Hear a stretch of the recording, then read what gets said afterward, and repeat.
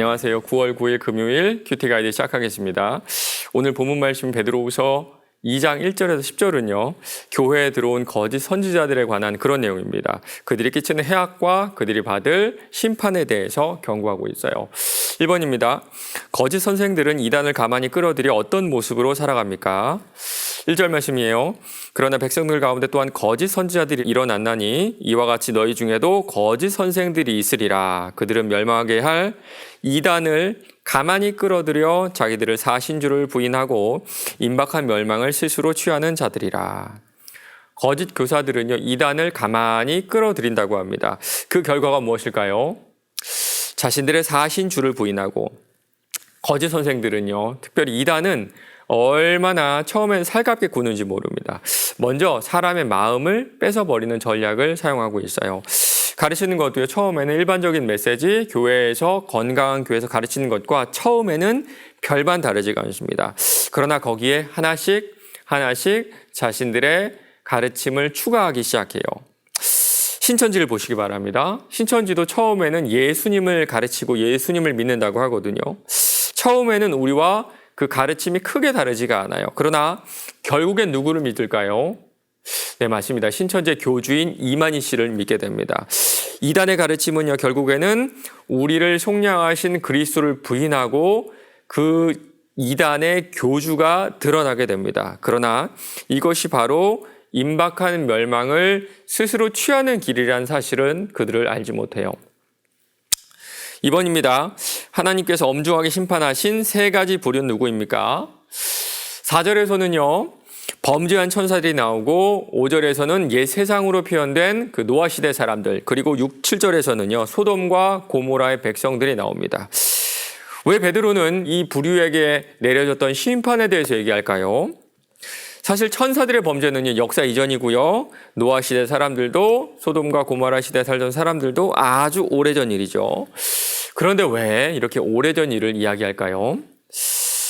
맞습니다. 사람들이 미래에 있을 심판을 받아들이지 않아서 그래요. 믿지 않아서 그렇습니다. 그래서 모두가 알고 있는 과거의 사건을 통해서 현재 살고 있는 사람들을 경고하고 있는 거예요. 그들이 이런 심판 받았지 너희들도 그렇게 될 거야. 그리고 이들의 공통점이 뭘까요? 아마도 자신들의 위치를 떠났다는 것이 아닐까요? 하나님이 허락하신 자기들의 위치에 머물지 않고 자신을 하나님의 위치에 올린 존재들이 바로 타락한 천사들, 그리고 노아 시대 사람들, 마지막으로 소돔과 고모라의 백성이었던 겁니다. 3번입니다. 본문 마지막에 드러난 거짓 선생들의 특징은 무엇입니까? 10절입니다. 특별히 육체를 따라 더러운 정욕 가운데 생하며 주관하는 이를 멸시하는 자에게는 형벌할 줄 아시느니라. 이들은 당돌하고 자긍하며 떨지 않고 영광 있는 자들을 비방하거니와. 먼저는요, 육체를 따라 정욕 가운데 행하고요. 두 번째는 하나님을 멸시합니다. 맞습니다. 그들은요, 하나님의 권위를 인정하지 않아요. 특별히 멸시한다 이 말은요, 우습게 본다, 가볍게 본다 이런 뜻이거든요. 초대교회에도 말씀을 맡은 자들이 있었습니다. 그러나 그들이 전하는 말씀을 우습게 보고 자신들이 가져온 이단의 가르침을 아주 중요하게 생각했던 거예요.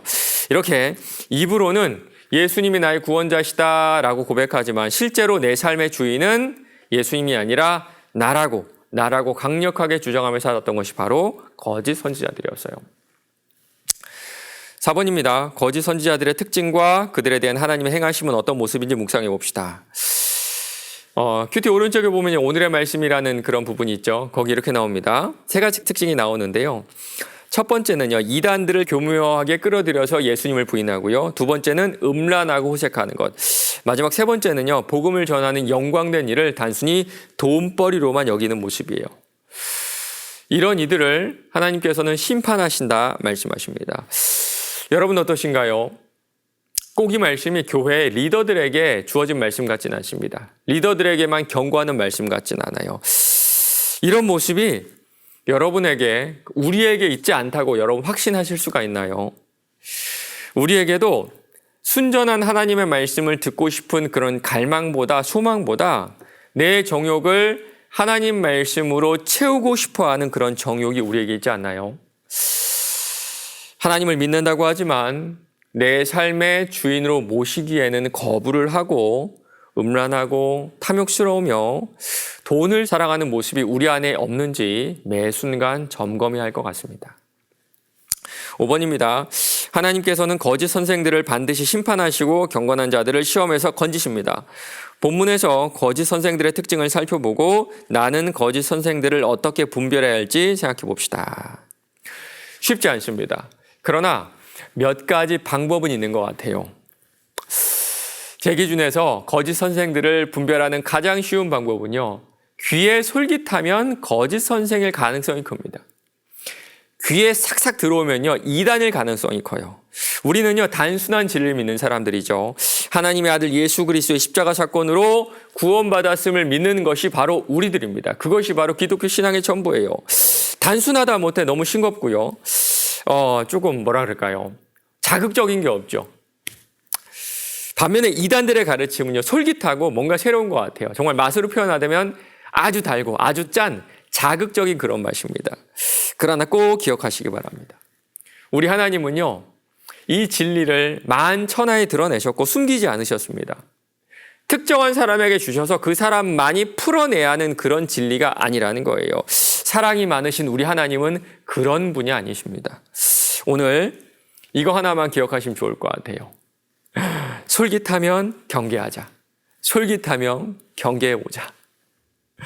오늘 하루도 밋밋하게 들리지만, 너무나 익숙하게 들리지만 끊임없이 들려주는 그 사랑의 음성을 사모하시는 저 여러분 되시길 바랍니다.